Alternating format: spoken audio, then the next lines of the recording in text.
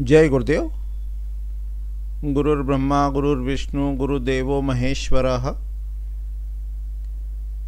गुरुः साक्षात् परब्रह्म तस्मै श्री गुरुवे नमः। अर्चनीय वंदनीय प्रातः स्मरणीय परम पूजनीय गुरुदेव के चरणों में बारंबार वंदन कर आरंभ करते हैं। वास्तुशास्त्र के ग्रंथों में प्रतिमा को, मूर्ति को, शिला को कैसे सकारात्मक ऊर्जा से आवेशित करना, प्रतिमा है तो उसमें कैसे प्राण को प्रतिष्ठित करना, उसमें चेतना का संचार करना, इसकी विधियों का वर्णन वास्तुशास्त्र के ग्रंथों में मिलता है। जब ये प्रक्रिया पूरी होती है तो उस प्रतिमा के नयन को खोला जाता है, उन्मीलन किया जाता है, उसकी विधि का वर्णन मिलता है। मानसार वास्तु का एक प्रसिद्ध ग्रंथ है, उसमें 70 अध्याय हैं, 70 चैप्टर्स हैं। उसका जो अंतिम चैप्टर है, आखिरी जो अध्याय है, उसका नाम है नयनोन्मीलन लक्षण। जब अपन स्पंदकारिका ग्रंथ का अध्ययन करते हैं तो उसका पहला ही कारिका है, मंत्र है, श्लोक है, यस्य उन्मेष निवेशाभ्याम जगतः प्रलोदयो तम शक्ति चक्र विभव प्रभव शंकरम स्थुमा। जिस के नेत्र खोलने से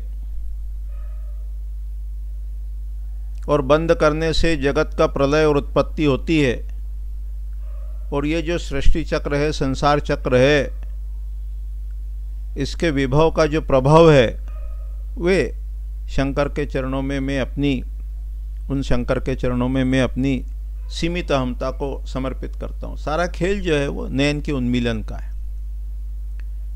तो प्राण प्रतिष्ठा विधि का भी वर्णन वास्तु के ग्रंथों में प्राप्त होता है। ग्रंथ के अनुसार, परंपरा के अनुसार उसमें भेद भी हो सकता है। जिस परंपरा से हम अध्ययन करते हैं और जिस परंपरा को अपन फॉलो करते हैं तो उसमें थोड़ा अंतर भी रहता है।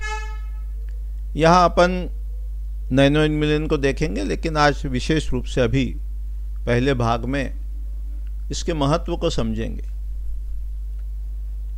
किसी भी मंत्र का जब जप करते हैं, पाठ करते हैं, सिद्ध करते हैं, तो उस मंत्र में पहले अंग न्यास और कर न्यास का वर्णन मिलता है कि पूरे शरीर में कैसे देवता की स्थापना करना। जो साधक मंत्र का जप कर रहा है वो कैसे अपने शरीर को देवमय बनाता है, उस प्रक्रिया को न्यास कहते हैं। न्यास यानी स्थापना करना। अंग न्यास मतलब पूरे शरीर में देवताओं की स्थापना करना।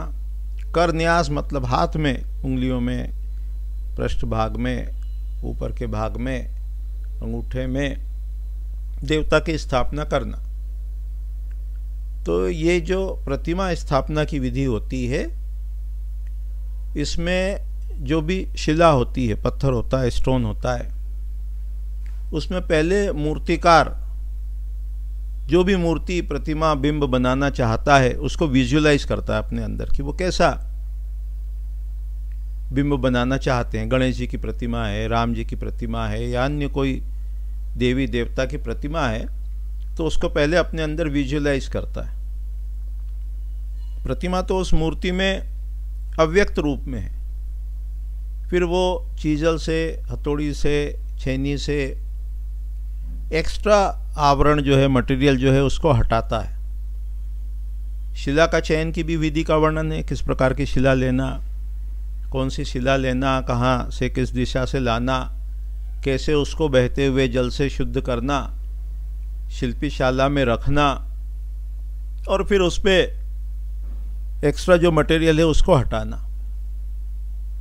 उसके बाद जब प्रतिमा बन गई, उसको गढ़ दी गई, उसमें से प्रकट हो गई, शिला में से एक्स्ट्रा मटेरियल हटा दिया, उसके बाद उसको विभिन्न विधियों से, प्रोसीजर से गुजारा जाता है, अधिवासन विधि कहते हैं। उसको फूलों में रखते हैं, उसको फलों में रखते हैं, उसको दूध से, दही से, शहद से, घी से उसको स्नान कराते हैं, औषधियों से स्नान कराते हैं, विभिन्न प्रकार के द्रव्यों में उसको रखते हैं। ये सब अधिवासन विधि है।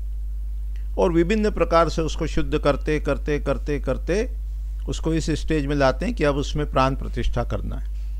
फिर उनके विभिन्न अंगों पे, उस प्रतिमा के विभिन्न अंगों पर मंत्र पढ़कर, उन अंगों को छूकर या कुर्ज इत्यादि से स्पर्श करके उस पे मंत्रों के साथ प्राण का संचार किया जाता है। इस पूरी विधि का वर्णन अपने को वास्तुशास्त्र के ग्रंथ में मिलता है।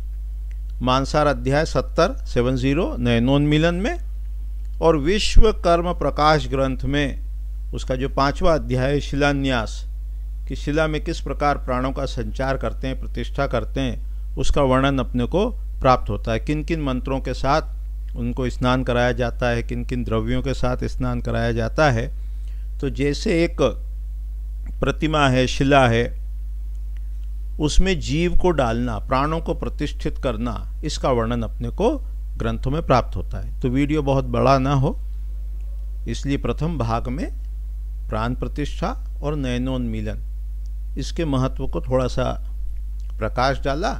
इसके बाद के वीडियो में अपन नयनोन्मीलन विधि, वो जो नेत्र को तराशते हैं, कि पहले तो उसके प्रतिमा के नेत्र बंद रहते हैं, फिर उनको किस प्रकार से खोला जाता है, किन प्रकार से उसमें सूर्य मंत्र से, चंद्र मंत्र से और अग्नि मंत्र से उनके नेत्रों को तराशा जाता है। जो 2 नेत्र हैं वो सूर्य मंत्र से और चंद्र मंत्र से तराशते हैं। तीसरा जो नेत्र है, जिसको तीसरा नेत्र कहते हैं, जो कि भ्रकुटी में होता है, उसको अग्नि के बीज मंत्र से तराशा जाता है। तो इस विधि को भी आगामी वीडियो में अपन देखने का, समझने का प्रयास करेंगे। अभी इतने ही कह के वाणी को विराम देते हैं। जय गुरुदेव।